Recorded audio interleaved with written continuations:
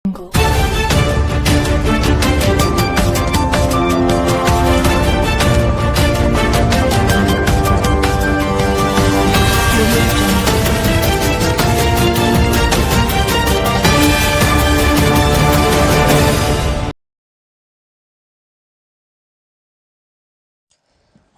ವೀಕ್ಷಕರೇ, ರವಿ ದೊಡ್ಮನಿಯವರ ಸಾಹಿತ್ಯದಲ್ಲಿ ಕರುನಾಡ ರತ್ನ ನ್ಯೂಸ್ಗೆ ಸುಸ್ವಾಗತ. ಇಂದು ಜಮಖಂಡಿ ನಗರದ ಬಸವ ಭವನದಲ್ಲಿ ದಿ ಅರ್ಬನ್ ಕೋ-ಆಪ್ ಬ್ಯಾಂಕ್ ಜಮಖಂಡಿ ಇದರ 2024-25ನೇ ಸಾಲಿನ 85ನೇ ವಾರ್ಷಿಕ ಸರ್ವಸಾಧಾರಣ ಸಭೆಯಲ್ಲಿ ಸದಸ್ಯರಿಂದ ಗೊಂದಲ ವಾತಾವರಣ ಸೃಷ್ಟಿಯಾಯಿತು. ತದನಂತರ ಅಧ್ಯಕ್ಷರು ಎಲ್ಲ ಗೊಂದಲವನ್ನು ತಿಳಿಪಡಿಸಿದರು. ಇದೇ ಸಂದರ್ಭದಲ್ಲಿ ಅಧ್ಯಕ್ಷರು, ಉಪಾಧ್ಯಕ್ಷರು, ಎಲ್ಲ ನಿರ್ದೇಶಕರು, ಬ್ಯಾಂಕಿನ ವ್ಯವಸ್ಥಾಪಕರು, ಅಧಿಕಾರಿಗಳು, ಸಿಬ್ಬಂದಿಗಳು, ಸಾರ್ವಜನಿಕರು ಉಪಸ್ಥಿತರಿದ್ದರು. ವರದಿ ರವಿ ದೊಡ್ಮನಿ, ಕರುನಾಡ ರತ್ನ ನ್ಯೂಸ್, ಜಮಖಂಡಿ.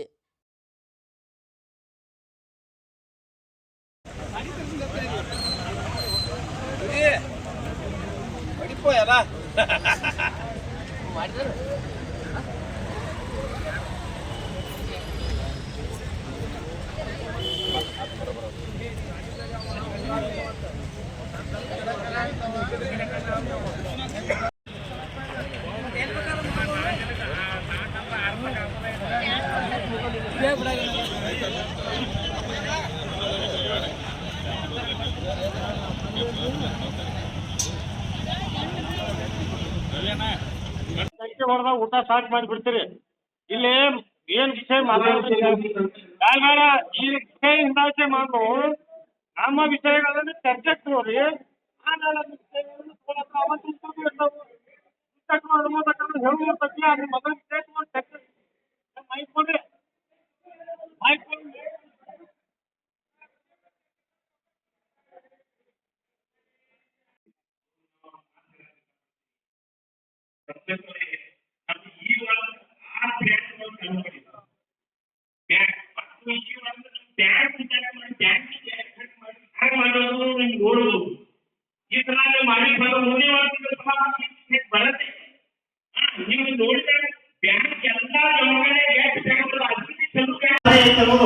ನೀವು ಈ ಸಲ ಮಾಡಿದ ಲಾಭ 1,32,000 ಚಿಲ್ಲರ್ 134 ರೂಪಾಯಿ. ಹೋದ ಸಲ ಇದ್ದದ್ದು ನಮ್ ಬಂದಂತ ಲಾಭಕ್ಕೆ ಈ ಸಲ ಬಂದದಕ್ಕೆ 2,08,00,000, ಹೋದ ಸಲ ಇದ್ದದ್ದು 2,06,00,000. ಇದು ಅದನ್ನು ತಾವು ಗಮನಿಸ್ಬೇಕು. ಎರಡನೇದು ಏನದ ಅಭೂತ್ವ ಕಾರ್ಯಕ್ರಮ ರಾಜ್ಯ ಮಟ್ಟ ರಾಷ್ಟ್ರ ಮಟ್ಟದ ಹೇಳಿದ್ರಿ. ಭಾಳ ಸಂತೋಷ, ಭಾಳ ಬೆಲೆ ಕಟ್ಟಡ ಮಾಡಿರಿ, ಭಾಳ ಚೆನ್ನಾಗಿ ಕಾರ್ಯಕ್ರಮ ಮಾಡಿರಿ. ಆದ್ರೆ ನಮ್ಮ ಜಮಖಂಡಿಯ ರುದ್ರಾವತಿ ಊಟದ ಪೂಜ್ಯರನ್ನ ಆಹ್ವಾನ ಮಾಡಿದ್ರಿ ಇಲ್ಲ ಅಂತ ಹೆಚ್ಚಿನ ನಮ್ಗೆ ಗೊತ್ತಿಲ್ಲ. ಯಾಕಂದ್ರೆ ಅದು ಫೇಸ್ಬುಕ್ ಇದರಲ್ಲಿ ವೈರಲ್ ಭಾಳ ಆಯ್ತು. ಅದಕ್ಕೆ ರಾಜ್ಯದ ವಿವಿಧ ಮೂಲೆಗಳಿಂದ ಎಲ್ಲ ಪೂಜ್ಯರನ್ನ ಆಹ್ವಾನ ಮಾಡಿದ್ರಿ. ನಮ್ಮ ಇಲ್ಲಿ ಇದ್ದಂಥ ಪೂಜ್ಯರನ್ನ ತಾವು ಆಹ್ವಾನ ಮಾಡಬೇಕಾಗಿತ್ತು ಅಂತ ಹೆಚ್ಚಿಂದ ನಾನು ಅನಿಸಿದೆ.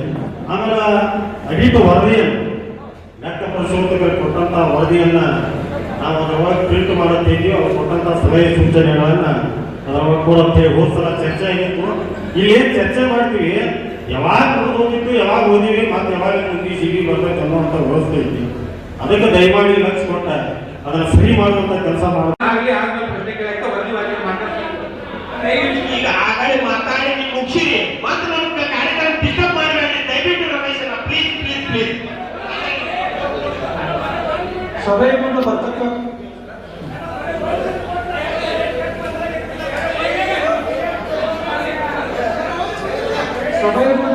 ವಿಷಯಗಳು ದಿನಾಂಕ 27/7/2024 ನಡೆದ ಸರ್ವಸಾಧಾರಣ ಸಭೆ ಗೊತ್ತುವಳಿಗಳನ್ನು ಓದಿ ದೃಢೀಕರಿಸುವುದು.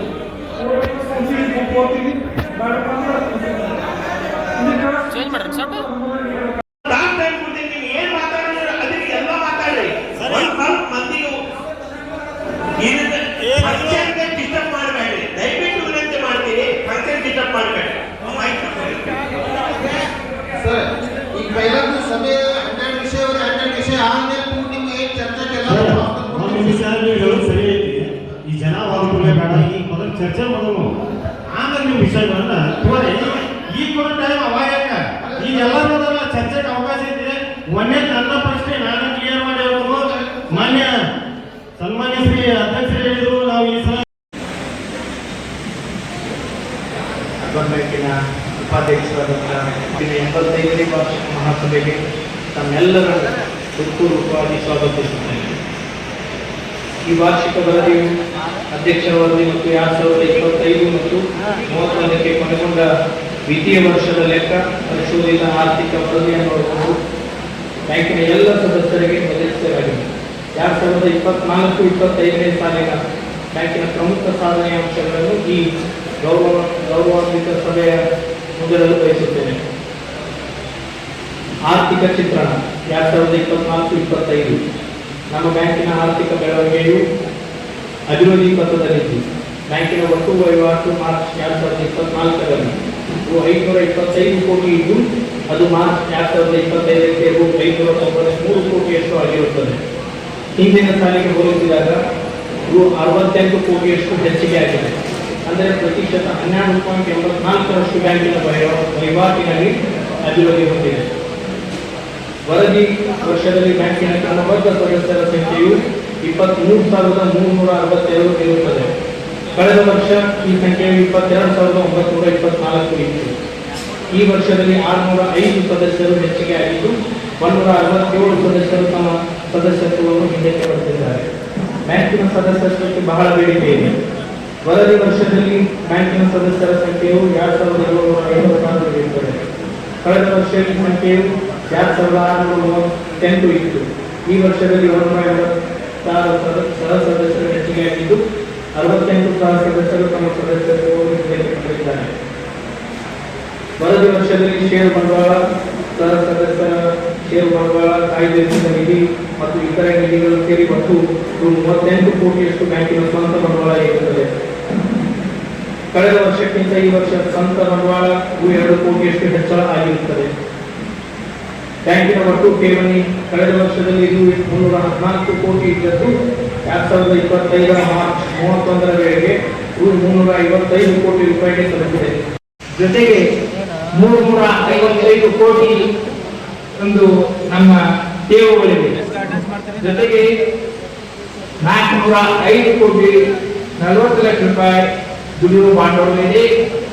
ಇವತ್ತು ನಮ್ಮ ಬ್ಯಾಂಕು 2 ಕೋಟಿ 8 ಲಕ್ಷ ರೂಪಾಯಿಗಳ ಲಾಭಾಂಶವನ್ನು ಹೊಂದಿರುತ್ತದೆ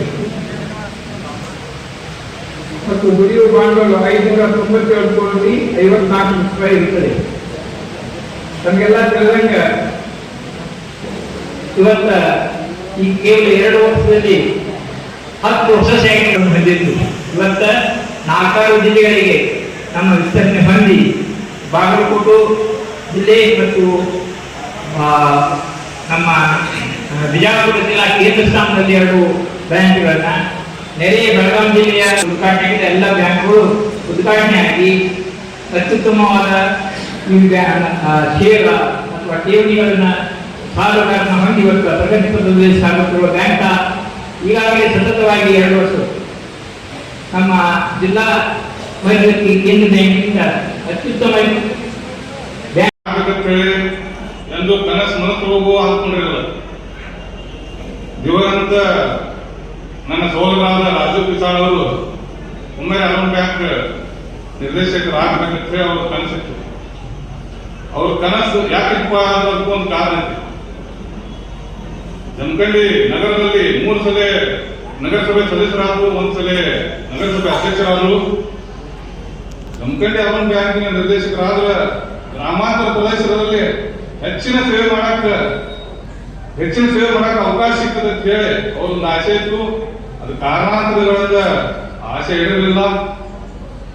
ನಾನು ಈ ಜಮಖಂಡಿ ಅರ್ಬನ್ ಬ್ಯಾಂಕಿಗೆ ಸ್ಪರ್ಧೆ ಮಾಡಿ ನನ್ನ ಸಹೋದರನ ಕನಸನ್ನು ಈಡೇರಿಸಕ ತಾವೆಲ್ಲರೂ ಆಶೀರ್ವಾದ ಮಾಡಿರಿ. ತಾವೆಲ್ಲರೂ ಆಶೀರ್ವಾದ ಮಾಡಬೇಕಂತ ತಮಗೆಲ್ಲರಿಗೂ ಹೃದಯಪೂರ್ವಕವಾಗಿ ಅಭಿನಂದನೆಗಳು, ಧನ್ಯವಾದಗಳನ್ನು ಸಲ್ಲಿಸುತ್ತೇನೆ. ನಮ್ಮ ಜಮಖಂಡಿ ಅರ್ಬನ್ ಬ್ಯಾಂಕ್ ಇತಿಹಾಸ ಹೇಳ್ಬೇಕಂದ್ರೆ ಏನ್ ಡಾಕ್ಟರ್ ಹೇಳ್ಯಾರೋ, ನಮ್ಮ ಅಧ್ಯಕ್ಷರು ಎಲ್ಲ ಹೇಳ್ಯಾರ.